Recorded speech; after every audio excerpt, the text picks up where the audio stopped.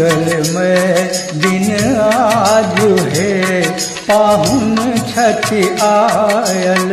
मंगलमय दिन आज है, पाहुन छठी आयल।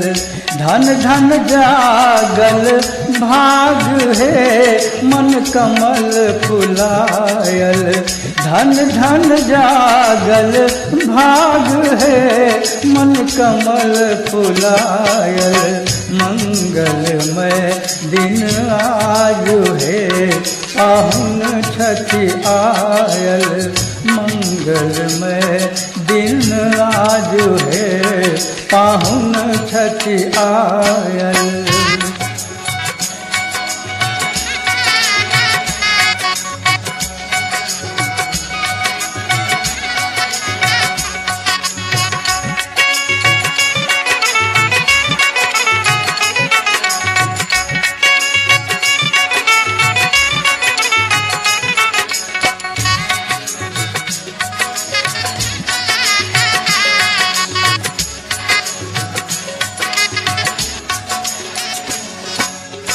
मंगल घट सो द्वार सजावल, कंचन दिया बारी हम लावल।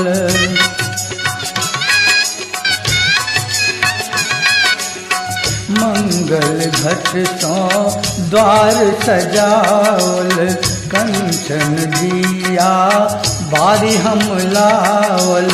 गाथल हार गुलाब है, इनका पहिरायब। गाथल हार गुलाब है, इनका पहिरायब। मंगलमय दिन आज है, पाहुन छठी आयल। मंगलमय दिन आज है, पाहुन छठी आयल।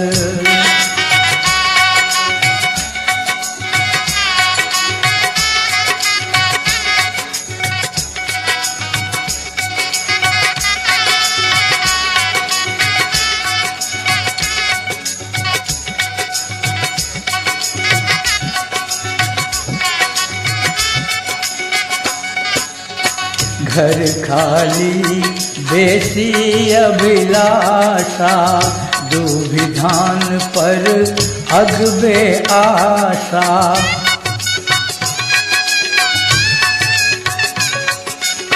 घर खाली बेसी अभिलाषा, दुभिधान पर अगबे आशा।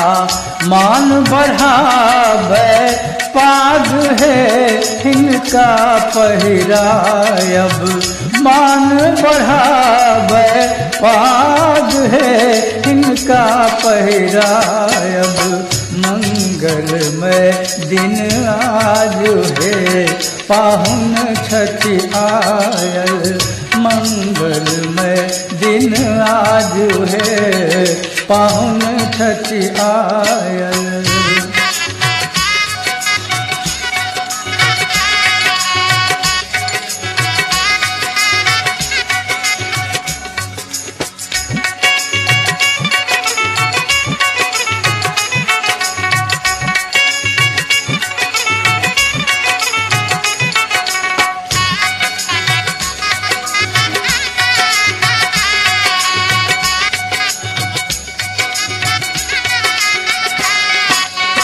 घर में धन भावहि के संभल, सुभग स्नेह मन ही मन केवल।